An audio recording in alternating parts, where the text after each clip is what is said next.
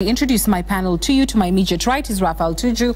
He is the Jubilee Party Secretary General. Next to him is Steve Ogola, who is a lawyer. And next to Steve is Edward Kisiangani, who is our resident political analyst. And next to him, Norman Magaya, the CEO of NASA. And pretty much, gentlemen, IEBC is sticking to their written submissions, at least from what we can tell so far, which have largely seemed to, not really take much issue with what Jubilee Party is proposing, save for two things, and I mentioned this earlier, which is Section 6, which talks about the qualifications of a chairperson. You'll recall that the Jubilee proposals now saying that one need not necessarily be a lawyer to hold this position, but the commission holding the position that the election is managed through complex legal processes and as such requires somebody who is competent in law. And secondly, on Clause 4 from the second schedule on quorum, the commission saying that quorum affects the ability of the plenary to make a decision, and so if it was reduced to 3, a minority number, then the minority would be having undue influence on the entire commission of 7. So those being the two major distinctions or departures that they have from the Jubilee proposals, and the inclusion of one more of their own proposals, which we'll come to later. But Rafa, let me start with that. IEBC seeming agreeable to some extent with what the party is proposing. Yes, I mean, that's significant. I think a lot of people who have presented, if you've been looking at the presentations, are in agreement with most of the proposals. They're sensible proposals. The main critique that we find is people saying the timing. The timing is wrong, it shouldn't happen at this particular time, etc., etc. I think there's a little bit of dishonesty in this, and a bit disingenuous, those who say that the timing is wrong, because the Maina Kiai judgment, which actually put the whole of IEBC into a spin, reduced significantly the powers of the chairman to the extent that he's not even allowed to make any changes during his verification process, and they have actually ended up going to court, to get clarification from the Supreme Court on that particular matter. That ruling was 35 days before the elections. And indeed, NASA and their, members or some of their proxies did take to court several issues that resulted in significant changes in the law and affected substantially the way the elections would be conducted. So I think it is disingenuous that on one side we say that Parliament should not touch these laws at this particular time, and yet when the courts were making law so close to an election, that seemed to have been okay, because it was felt that it was in favor of NASA, because those were cases which were taken there by NASA. What's your responses to that, Norman? And the fact, of course, that IEBC seems, by and large, say for the sections that I've mentioned, agreeable with the proposed amendments. And one of the celebrated diplomats who lived during the Napoleon's era posted that you can use a sword to do so many things, apart from sitting on it. I must say that a day is coming when Jubilee will have to sit on this sword that they are wielding everywhere. There is no justification in any form for these amendments. And what Raphael is saying, that many people have turned up to give positive views. The mere fact that 1,000 people have turned up on a market to buy dung meat does not make dung meat eligible as a meal. And you don't justify just because there is famine that now you eat dung meat. And if you look at the people who have turned up, first of all, if you look at the optics of it, the audiences that have appeared before this committee are programmed presentations. Apart from few, you can tell from the body language of IEBC, and beside that response of IEBC to that, there was a brief relating their presentation to Parliament. I'm sure you have 2 documents. Right. And in that brief, you see a commission at pains with itself as to what position they need to take on these amendments. In that brief, they indicate that these amendments are necessary, that they are throwing the commission into a spin 21 days into an election. And you get the fact that they are appearing there because they are afraid of what Jubilee is capable of doing to them, using this sword that we are talking about. Secondly, The tenor of these amendments and the manner in which IEBC has responded to them, I've said clearly, and I want to reiterate here, that it is not possible for anyone else to robustly make presentation on these amendments, because it's only Jubilee who knows, they are the only ones who know what single objective they want to achieve with these amendments. So you cannot walk into a dark room without knowing where your opponent is putting the weapon. And this is where Kenyans find themselves, that this is an amendment conceived at Raphael's office, introduced in Parliament, with a single objective that is only understood by their party. But most significantly, he has made reference to the Maina Kiai case. The Maina Kiai case did not re-legislate the electoral legal regime in the country. It was an interpretation. When you go to court, you are seeking an interpretation of the law to provide clarity. It did not in any way shift the legal regime as it were. Right now, that is not what they are doing. They are fundamentally changing the electoral system in Kenya as we know it today to pre-2007 moment. And I think we have a moment to go through specific clauses in this bill that will be able to demonstrate that this bill is taking the country back in so many ways, and in some material way, it's an attempt to amend the constitution through the back door using legislation, and which I think is very unfortunate. And I must say this, Anne, that eventually, when history is written, it will judge Cheptumo very harshly for being used at a moment when the country did not need such interruptions. When you say that looking at the presentations that were before the committee, they were programmed, what do you mean by that? Are you saying those were not just everyday folk, that they were hired to go before this committee to read some sort of predetermined script in favor of Jubilee? Yes, and you can go through these submissions seen yesterday. You look at the nature of the delegations that appeared to make presentations. You look at the nature of the presentations they were making. There are very few legitimate representations that have been made, and all of them take a departure from the position taken by the legislature.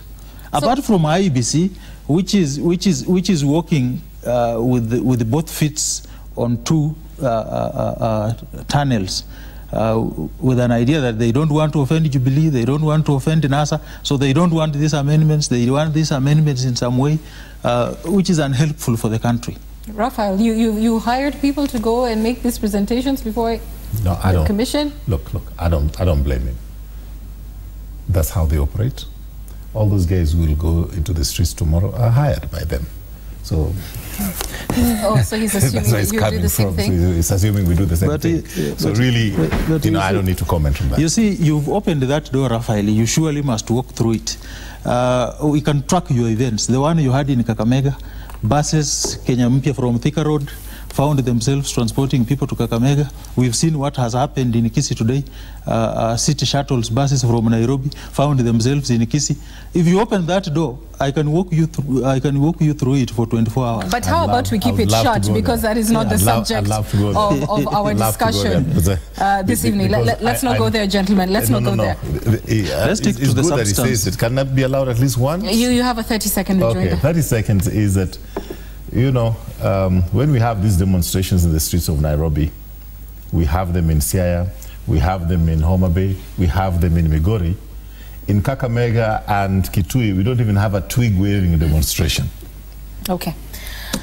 Back to our subject this evening. Steve, your thoughts on IEBC's presentations and the issues that they are taking with these proposed amendments specifically. Section 6, they talk about the qualifications of a chairperson in saying that an election is a complex legal process and as such must be managed by a person competent in the same. Clause 4, second schedule on quorum, talking about how that will affect the plenary's work when you have 3 as a minority making a decision that would affect a majority of commissioners. What do you think? Well, I think those are useful observations. Although my overall observation, my overall view concerning IEBC interaction with the committee today, IEBC is treating these amendments with kid gloves, and that is not helpful. They need to come out clearly to say whether, number one, they believe as a commission that these amendments should be applicable, these laws should be applicable in this election. And then two, even as they highlight what I think on the things that are on the fringes, like the chairman being a lawyer, that's okay. They ought to have highlighted, for instance, the qualification that the unlawful reassignment of constitutional functions of the chairperson of IEBC under Article 138, sub-Article 10, to declare results. Now, that provision, we have said before, if it passes in that manner, someone will challenge it in court. And you know, the beauty of our democracy, we live in a constitutional democracy, that means that in terms of technical division of labor, it is the judiciary that can interpret whether a provision of the law offends the Constitution or not. And there's a probable chance that reassigning, you know, functions of the chair to declare who the president is from the chairperson to any other person clearly offends the provisions of the Constitution and runs the risk of being declared unconstitutional. I thought IEBC would have wished to highlight that. They haven't. The second issue, which deals with the transmission of results, in terms of manual and electronic transmission, they're saying that if the law says if electronic transmission of results fails, then the default is manual. And we can ignore the electronically transmitted result and then rely on the manual. The question should be, and IEBC ought to have been posing this to themselves at the committee and to Kenyans, because Kenyans are watching, what is it? Because you're taking an image of a scanned document. What is it that will alter the scanned document midway so that it should, you know, differ at all? So yeah, you know, and then now you are relying on that form. Yet basically what this amendment is saying in essence is that, well, we've really gone manual, and technology is there for our own amusement, but listen, it can work, it can fail, it is of no consequence insofar as this law is concerned. I think another issue which does not belong to IEBC, but I think is also in this amendment, the amendments generally seek to limit the Supreme Court's ability, or, you know, to nullify an election, because it raises the threshold, though you haven't highlighted that, in terms of Section 83 of the Elections Act, you know, and or, and there's that argument about disjunctive interpretation, yes, you know, and conjunctive interpretation. You've previously made that argument, but because today we're sticking within the context of IEBC submissions, I hear your point being that they're treating this with kid gloves when it is a rather serious matter. Hold that thought. Prof, your views on IEBC's position in as far as these amendments are concerned? First of all, Anne, I'm extremely disappointed that this review of our laws is coming at this time, because IEBC is in a situation where it has to do what it is doing today, but probably on another day it would do a different thing. Up to where we are, IEBC has not accepted with commitment the ruling of the Supreme Court. That is the common denominator between IEBC and the Jubilee. Both of them have not accepted the Supreme Court ruling. They don't have that commitment. They don't believe in it. And that's why it's expected when IEBC now says most of those amendments are correct, because the alternative is to go by what the Supreme Court said and support the NASA position. So I'm not surprised that most of the presentation in IEBC reads like the script that we are seeing from Jubilee, because essentially IEBC feels as aggrieved after this election as Jubilee. And in fact, the announcements that came out is that up to yesterday, I was seeing the chief executive of IEBC saying he still believes that they did well. So which means that they don't agree with that. So the second thing that now comes out of this is this. You have seen that there is a presentation throughout the week, the past 1 week, the chairman of IEBC has been of the view, and which I agree with, that in fact the laws are not the issue. The pronouncement by the Supreme Court was not about the shortage of laws to manage our elections. So what is happening in Parliament does not even begin to cure the problem. The problem that we had is that there was a constitution and there were laws which were not followed. The Supreme Court made it clear that respondent number one did not conduct the election according to the law which still exists and the constitution. So when you have a team of citizens going to say the cure to this problem is to make more laws, you don't need a degree to see that this is mischievous. All right. Then lastly, okay. lastly, please. When the chairman pronounces that bid, you see that the committee sitting in the parliament decides the chairman should go back and come back with other commissioners. Right. Now, the message that is coming lately this night from the presentation that is coming from parliament seems to differ from one or two people in IEBC. In fact, it is safe to assume that IEBC doesn't have a common position on this matter. And they are divided. Some people think that the laws are not necessary, others think the laws are necessary. And that is probably the reason why parliament was calling for some people to come to pursue a certain argument. So this division is not also very good. And then, so what we are saying is this, Anne, whichever way you look at it, this legislation that is taking place is a waste of time. It's a waste of time because it does not try to deal with the problem we had in August. Which means, and I have been very consistent on this matter, that really what we need to do is to be simple, just like the Constitution talks about the election. The simple fact is, we have a Constitution. Is there anything wrong with the Constitution? No. Let's hold this election the way it's ordered by the Supreme Court. Two things only. The first thing is hold it according to the Constitution, and it has several provisions from Article 10 to 86. But secondly, so that means the process, but secondly, make sure that it is done within 60 days. All right. This has not been done.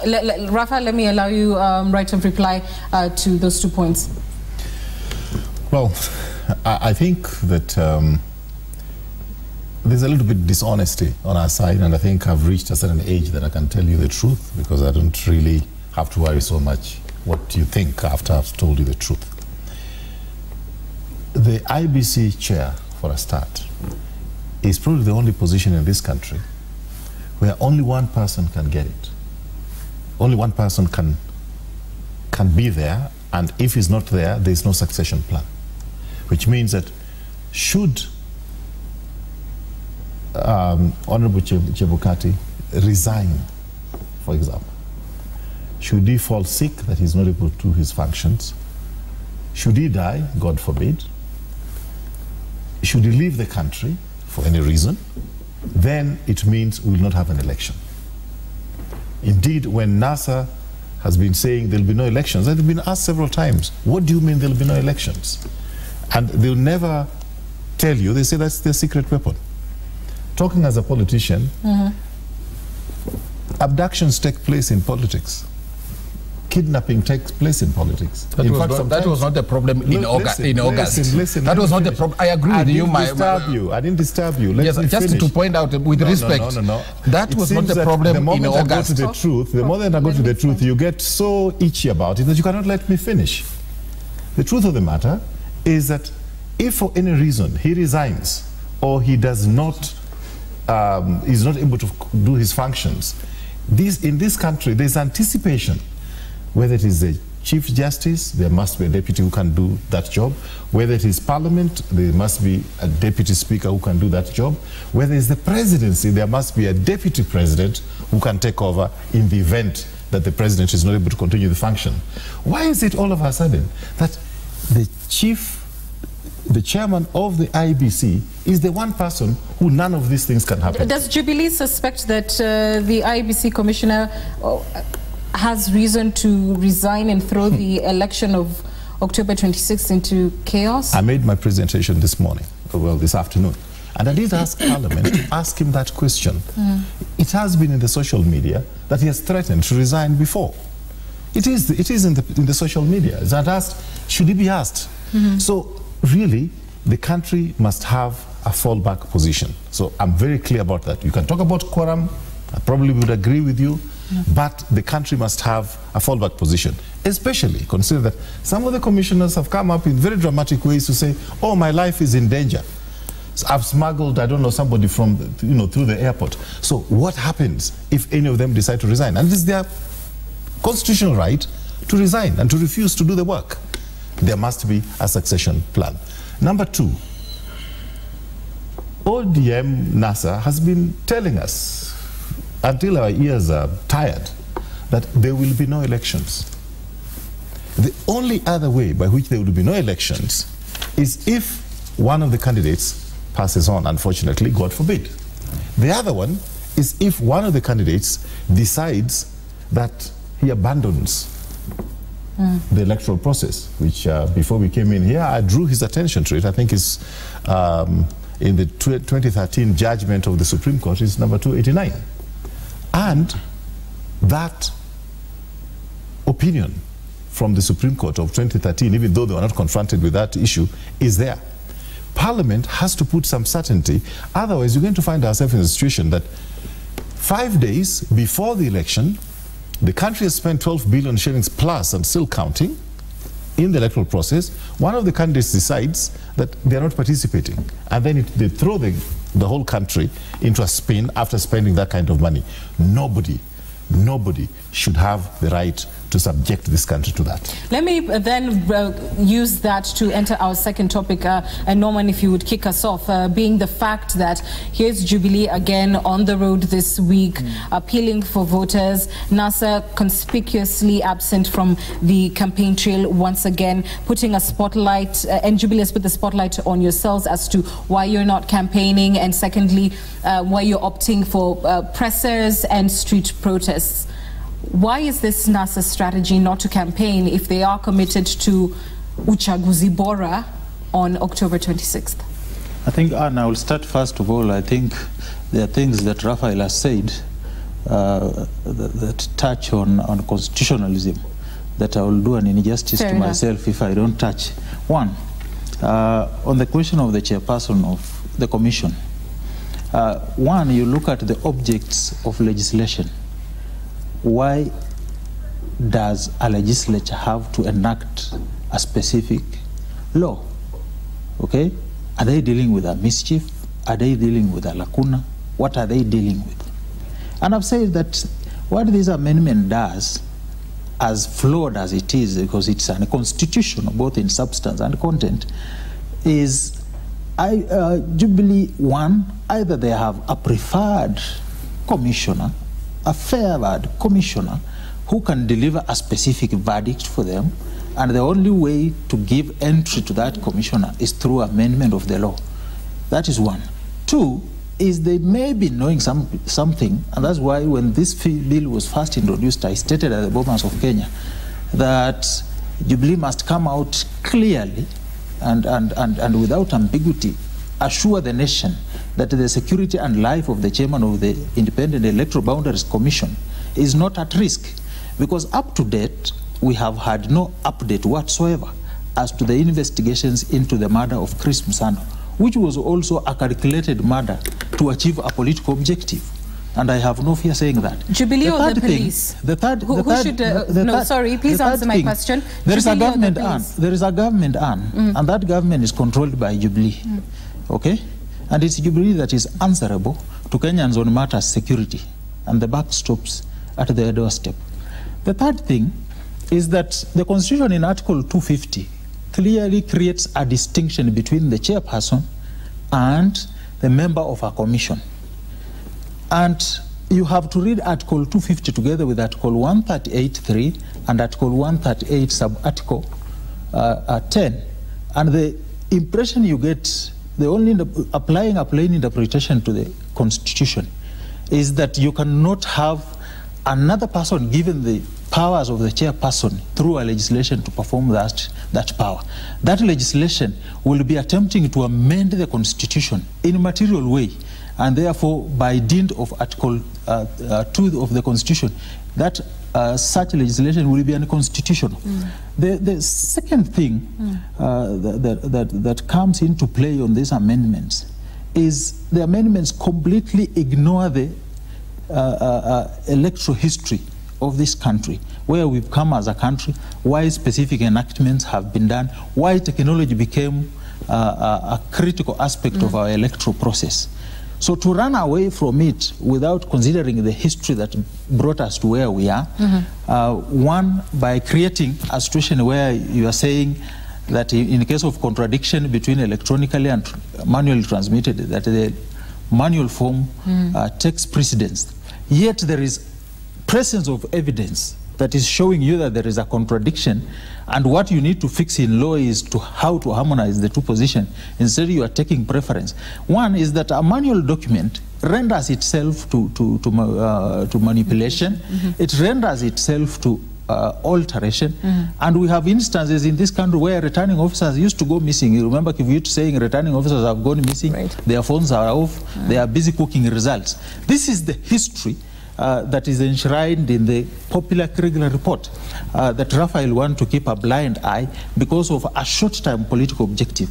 And that's why I said that there must surely come a day when we either as a country decide that we are a country governed by the rule of law and the constitution, or we are a pariah that is governed by the will of an individual. And that is not the road we want to take as a country. Under the old constitution, which was a Westminster model, Parliament was supreme. In this 2010 constitution, the constitution is supreme.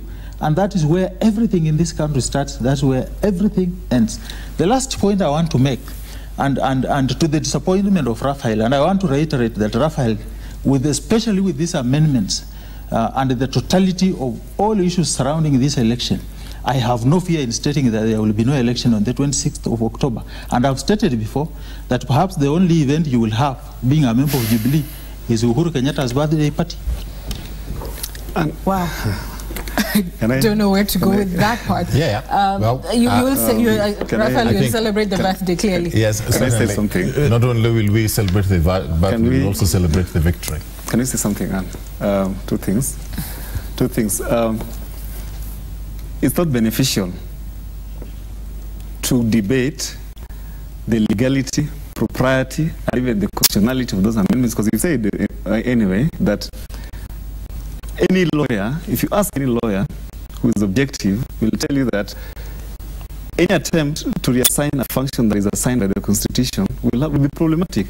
Now, away from that, the second issue, which just to pick from what Norman is saying, and I don't support that argument that is fronting, I thought the harmonized approach that both NASA and Jubilee should be having is to privilege an approach that takes us to an election.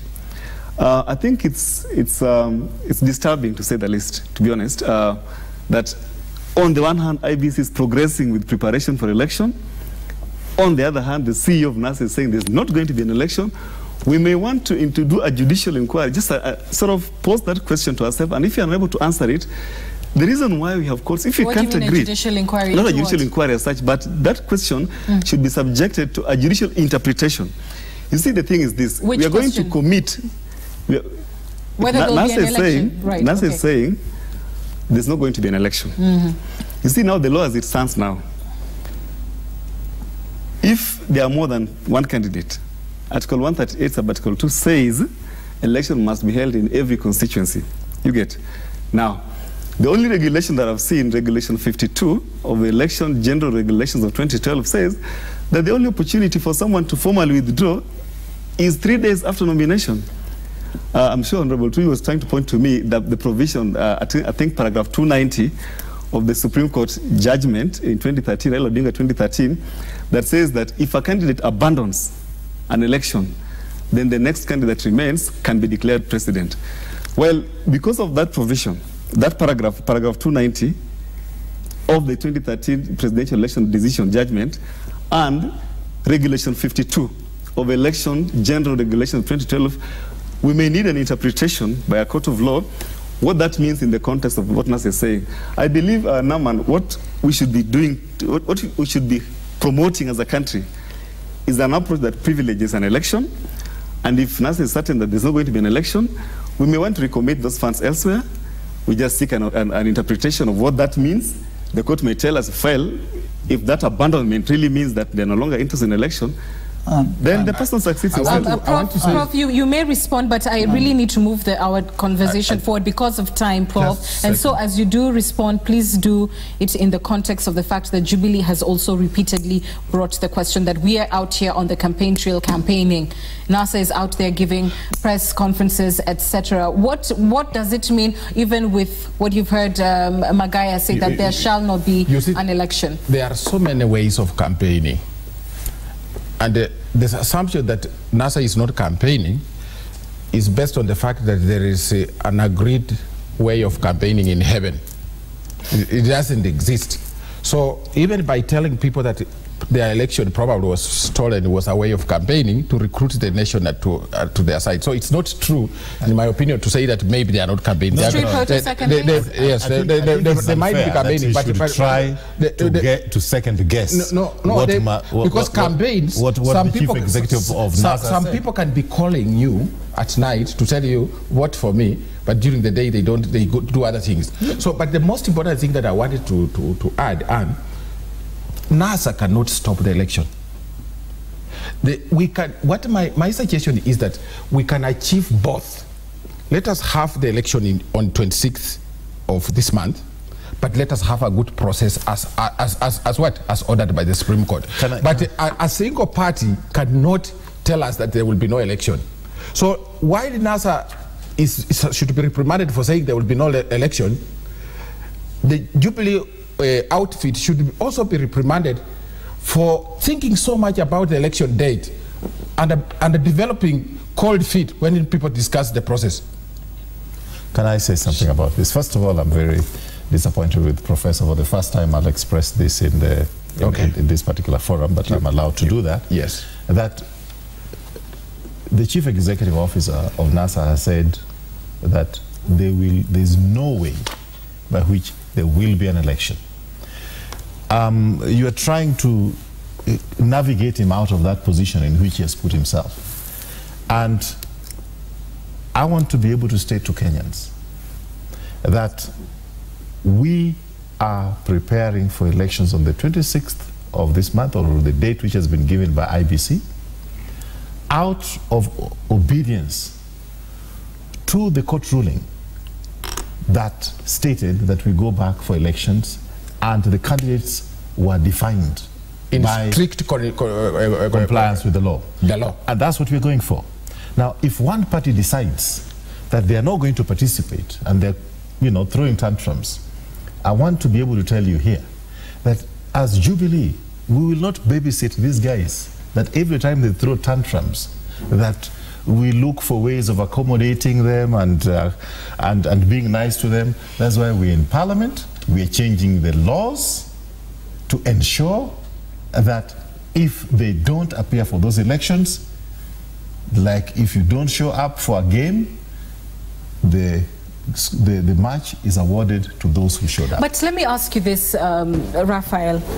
Can Jubilee really afford an approach that is that simple to a competitor who we know for sure at least got more than 6 million or 5 million votes, if you were to go by what IBC showed us? You know that they have this amount of numbers and possibly plus. Can you afford to say that we are not going to babysit you? The biggest mistake. What do you then say inadvertently to that constituency? I can tell you, this insolence, this rudeness, and saying we're going to have our way, and if we don't have our way, we'll go to the streets, we'll beat you guys up.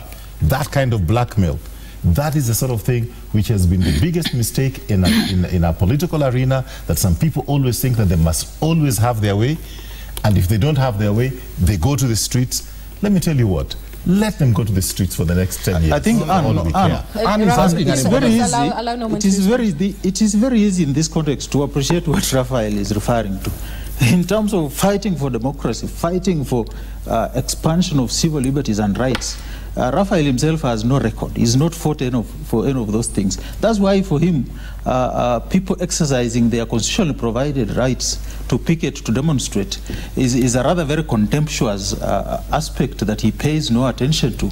But for those who have been on the trenches fighting for the change movement in this country, fighting for reforms and constitutionalism in this country, it's a serious matter. And that's why we are telling them that this year provides a perfect opportunity to bring to an end to a culture of fraud in elections. Why are we where we are? I have said before that the IEBC officials who bungled this election did not do it for their own benefit. They did it for a political beneficiary. And this political beneficiary is here grandstanding, changing the rules of the game midway at halftime to determine to the referee how the referee should conduct his affairs, how the referee should judge the game, so that where there was a foul, now there is no foul. This is what they are trying to legislate. And it is this grandiosity and chest thumping by Jubilee that literally shows us that we are living under a dictatorship. And as Kenyans who love this country, who believe in constitutionalism, it is time to get to the trenches to uproot this dictatorship that is taking root. What are you calling for with that statement, Norman? What are you calling for with that statement? Can I respond? I'm calling for a citizens' movement to be able to deal with this college of impunity. I was with David Mrathe, his vice chairman, on KTN the other day, and he said it is time now for Kenya to have a dictatorship. So we are dealing with the people who are looking at undermining the constitution. And no bigger dictatorship. And I can tell you, Anne, that you give them an inch, they will take a kilometer. And Kenyans must reach a place and say enough is enough. We fought for so long for this constitution. People were maimed, people lost their lives. We cannot just let these people get away with it. No, that is too extreme for you. You are out of order because we haven't reached that point. We can sort out this matter and peacefully. We haven't exhausted. Why do people go to the trenches to do what? What we really need to do is sobriety must rule. Nobody's going to be a winner here. And I think that is the question that Anne is asking our former Minister for Foreign Affairs. Of what value is it for you to go to an election and almost half the country does not think you are legitimate? Really, you must ask that question to yourself. And then for you, you don't have to encourage people to go to that extreme. Tell your brothers to respect the court decision, but also respect the court decision. The court decision is talking about 60 days, we must hold the election. But for them, they should not selectively leave the issue of the process. And this matter can be sorted out. We don't have to go to that extreme. Let's allow Raphael to respond because we can't go that some extent. very critical points are made against yourselves. Well, I would not want to, it's a pity that Mr. Magai has gone personal, talking about me as a person, and I don't think he knows me well enough. But if you're talking about dictatorship, I don't know of a worse dictatorship in this country today than the ODM dictatorship in Nyanza province, and I've stood up against that, and I'll continue to stand up against that. But having said that, that's a personal remark to a personal attack. Having said that, we are obeying court orders that there's an election within 60 days. If anybody doesn't want to go for those elections, they have got the avenue of going back to the Supreme Court to tell the Supreme Court we are not going back to the elections even though you ruled like this, but we don't accept your ruling because it does not address this. But for people to keep on blackmailing Kenyans that if you don't do it the way we want to do it, we'll go to the streets and beat you up. I think one of the biggest things that I like to challenge Kenyans about is that you have to overcome this mortal fear of Raila. And the moment we as a country overcome that mortal fear of Raila, then, like some of us overcame that long time ago, and that's why we don't have to suck up to him, like the way some of you suck up to him. The moment you reach that point, then you'll be free now to make legislation, regulations, and logical ways forward. Steve, let me ask you this, and it may be a bit of an unfair question to ask you, but you've heard Norman ever so categorical there will not be an election on October 26th. And I think every journalist in this country has asked, what does that mean? Subject to going to the courts as the media and saying, please explain or compel NASA to explain what this means. What is it that you believe gives NASA this boldness to say that there will not be an election within what we can imagine the ability to stop an election will be? What does NASA know that perhaps Jubilee doesn't know? Before he answers, what does NASA know that you don't know? Before he answers, they're playing on people's fear. That's the same play that terrorists play on You're us. going to call NASA Precisely that. a terrorist organization? It's the same play. It's the same play. out of Is that order. fair? That is also out of order. You asked me a You question. are the a same diplomat, play. my brother. No, but you are a it's the same diplomat. play. Don't use such a Blackmail, language I here. need Blackmail, I need blackmail, immediate blackmail. right of reply. You asked me a question. Obviously, no one has a right of reply on right that. right of reply. There is no just terrorism before, in just NASA before he and- goes. and Jubilee. Don't And I talk think like that. Anne, there has been failure of realization on the part of Raphael and many of his friends and who believe the way he talks, that in this country you only advance in the opposite direction by demonizing the person of Raila. I mean, it's a tired argument. It is barbaric argument that cannot fly in the face of modern democracy. I mean, we cannot reduce discussion of issues to a personality just because he has gravitated at the center of politics in this country for far too long. And even if Raphael lived for another 200 years, he will never be able to achieve the things that Raila has done for this country. Let's not go personal. Two, it is wrong to describe a coalition and a political movement registered under the laws of this country. Raphael's government is in control of security apparatus. If he thought that NASA was a terrorist organization, there are sufficient laws. I didn't say There are sufficient. Terrorizing. There are sufficient laws. Terrorizing is different. Now, unless you are different from a changing. terrorist. No. Unless you are changing your position, which is still wrong. Blackmail is the Which is still tool wrong. of terrorists. It is you who blackmailing this country with a Blackmail is dictatorship. a tool of terrorists. I think that is different from let's make saying progress. that you are a terrorist organization. You're a political party. I'll grant you. I can answer Anne's question on the time in terms of the strength that you think has, which NASA has. I asked what does NASA appear to know that Jubilee in doesn't my seem estimation, to, right? I may And not Steve, be of course. I may not be perfect, but maybe Steve will clarify it. But in my estimation, in the art of war, Anne, which was given to us by Sun Tzu, the classical Chinese general, when you are strong, you attack. When you are weak, you withdraw. So, certain things have gone in favor of NASA. The legal battle in the Supreme Court went in their favor. They also were able to expose the international observers to the fact that probably they didn't do a good job. So that is what is giving them strength, that we have a legal backing, and we also probably the international community is on our side. So they think that whatever they do between now and the electoral period, they are likely to be more believed than Jubilee. And the Jubilee has been playing into their what? Their trap by even going to do legislation when it is not necessary to prove NASA right. So I think the strength lies on that. The fact that the international community seems to see the point, a bigger point in NASA, as well as the legal point. They have won those two battles and they are strong. That's why they are attacking.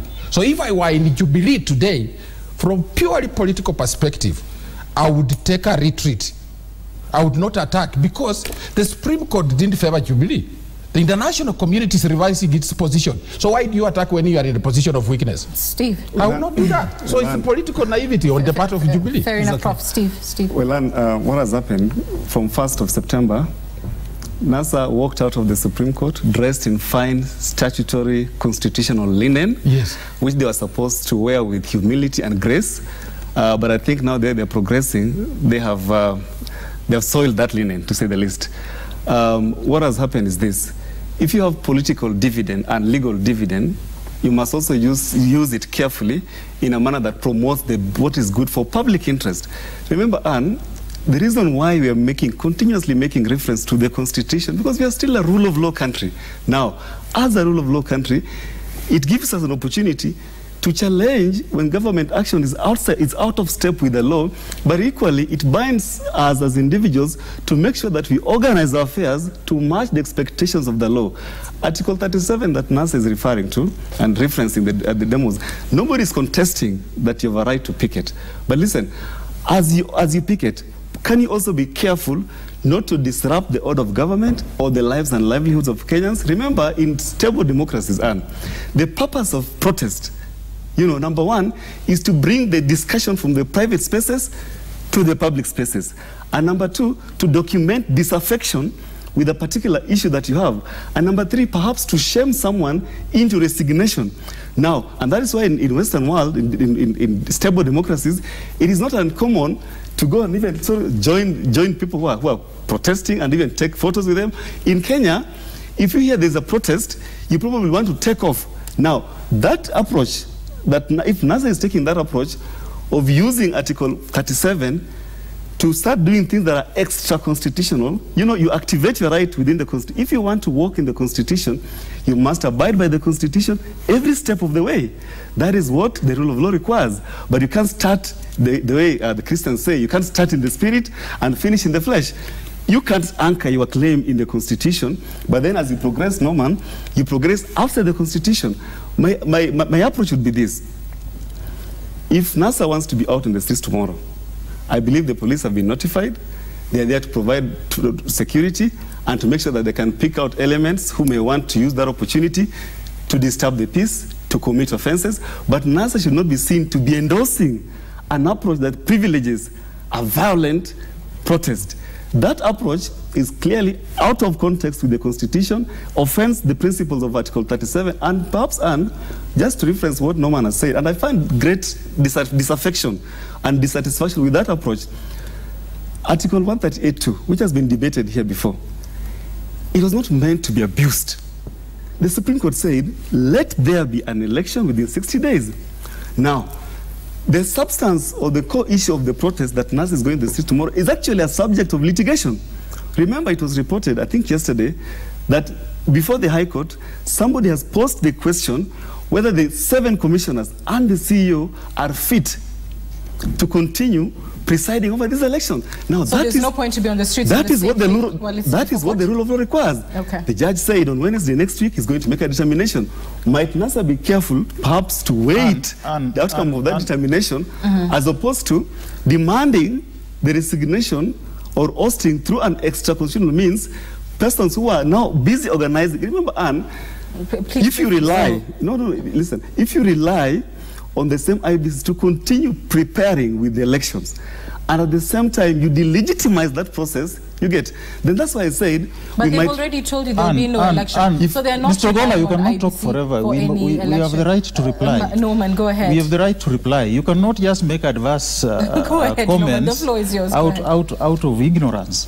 One, on the question of demonstrations, if you look at my notifications to the police, they are abundantly clear. Okay? I notify police that we are going to have peaceful demonstrations. I even go ahead to tell police from what time we are demonstrating to what time. Just yesterday, I took demonstration marshals to police so that they can be able to be advised on how they marshal the demonstrators. And we have done this before last year. And if you look at how the demonstrations have aborted, the demonstrators have not been violent. It's the police that is trigger happy, throwing tear gas, even without being provoked or without a demonstrator doing anything criminal. Secondly, you cannot interpret the Constitution in isolation. We understand what the Constitution says, and we've said that if the playing field was levelized, we are ready for elections tomorrow. The question of litigation in court about officials of IEBC, interim orders were sought. Those interim orders were not granted. NASA is not a party to that case, and you are being a lawyer here. Right. You are a lawyer here. You know that you cannot be bound by a court process in a matter that you are not a party to. It's a rule of practice. So you cannot expect to apply different rules to NASA and operate under a different regime. Lastly, briefly, sir. Lastly, Jubilee MPs went to court last year to contest the right to demonstrate under Article 37 of the Constitution. And Justice Onguto was very elaborate in his judgment. He said that even where there are two groups that want to demonstrate on the same day, it is the work of the police to make a demarcation, the extent to which each group will demonstrate, and where possible create a buffer zone between the two groups. What has happened in the last two demonstrations is there is a criminal group calling itself Nairobi Business Community that wants to come and attack demonstrators. They don't they don't notify police of their demonstration, they don't work within the Public Order Management Act, they just turn up. Police decides to disperse our demonstrations because of protection of a group that has not even brought itself to the ambit of the law. So you cannot blindly accuse NASA of advancing a cause that is outside the Constitution. And if anything, if there are any claims we have made, we have put everything in black and white to the Commission. We have not done anything outside the normal legal participatory process that is contemplated under the 2010 Constitution. Gentlemen, we are absolutely out of time. You'll not believe, and I don't know that we will strictly stick to 30 seconds to make our final submissions. I certainly hope you will, because I can see how you're all eyeing me. Okay, I'm told I absolutely cannot take in your views, but I certainly thank you for what you have said so far. The sport is up next. We'll leave you with it with Michael Kingi. Good night.